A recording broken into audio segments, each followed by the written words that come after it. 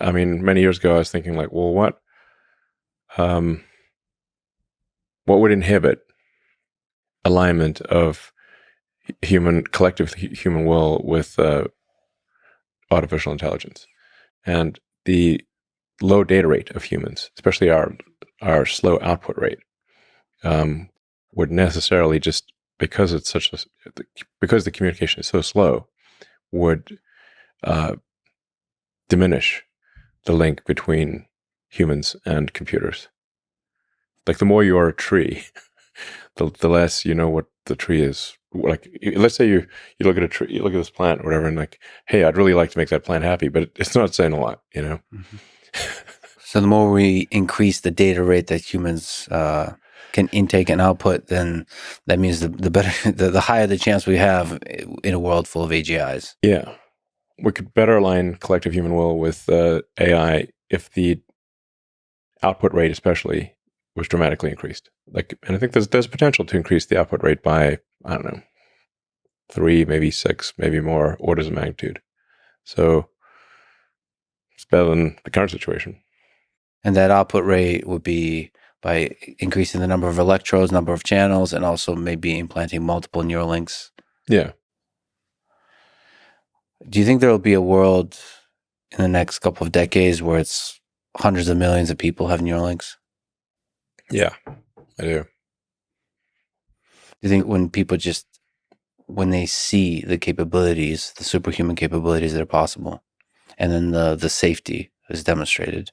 Yeah, if it's extremely safe, and you have and you can have superhuman abilities, and let's say you can upload your memories, so you wouldn't lose memories, then I think probably a lot of people would choose to have it. It would supersede the cell phone, for example. I mean, it's the biggest problem that a phone has, is trying to figure out what you want. So that's why you've got autocomplete, and you've got output, which is all the pixels on the screen. But from the perspective of the human, the output is so friggin' slow. Desktop or phone is desperately just trying to understand what you want. And there's an eternity between every keystroke from a computer standpoint. Yeah. So the computer's talking to a tree, a slow-moving tree that's trying to swipe. Yeah.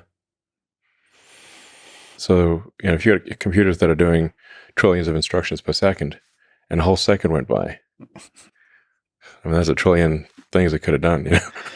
Yeah, I think it's exciting and scary for people because once you have a very high bit rate, that changes the human experience in a way that's very hard to imagine.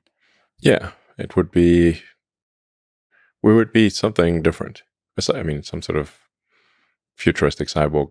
I mean, we're obviously talking about, by the way, like it's not like around the corner. It's, you asked me what the distant future is. Like, maybe this is like, it's not super far away, but 10, 15 years, that kind of thing. When can I get one? 10 years? Probably less than 10 years. Depends what you want to do, Hey, if I can get like 1,000 BPS. 1,000 BPS. Wow. And it's safe, and I can just interact with the computer while laying back and eating Cheetos. I don't eat Cheetos. There's certain aspects of human-computer interaction when done more efficiently and more enjoyably are like worth it.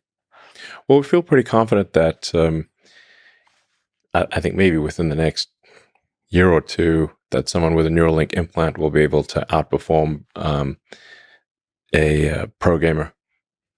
Nice. Because the reaction time would be faster. I got to visit Memphis. Yeah. You're going big on compute. Yeah. And you've also said play to win or don't play at all. So yeah. What does it take to win?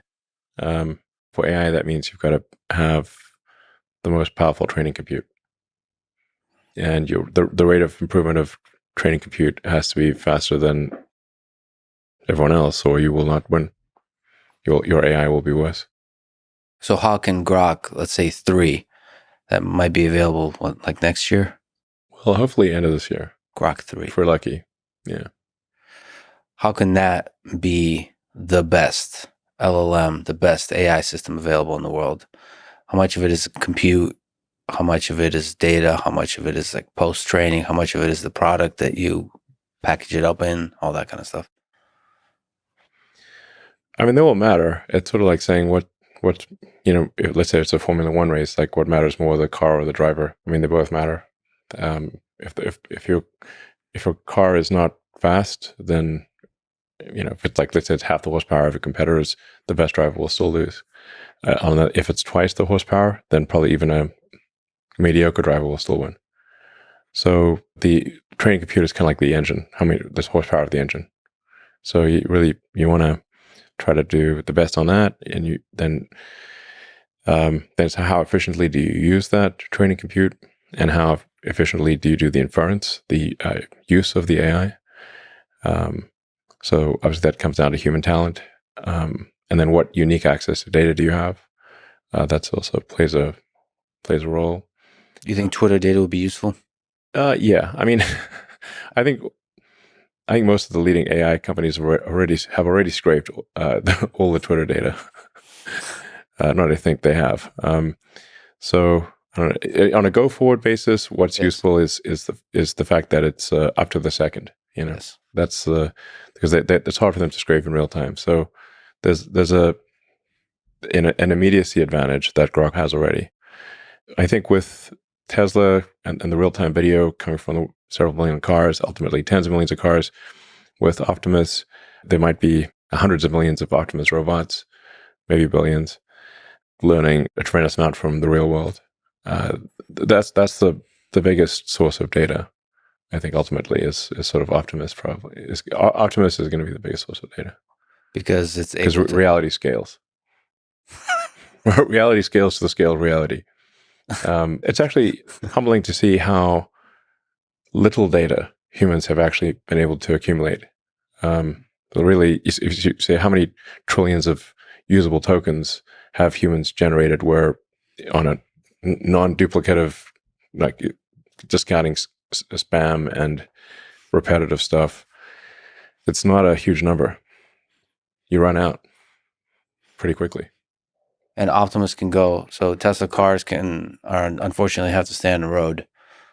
Optimus robot can go anywhere. There's more reality off the road and go off road. I mean, like the Optimus robot can like pick up the cup and see, did it pick up the cup in the right way? Did it, say pour water in the cup? Did the water go in the cup or not go in the cup? Did it spill water or not? Yeah. Simple stuff like that. I mean, but it can do at scale times a billion, so generate useful data from reality.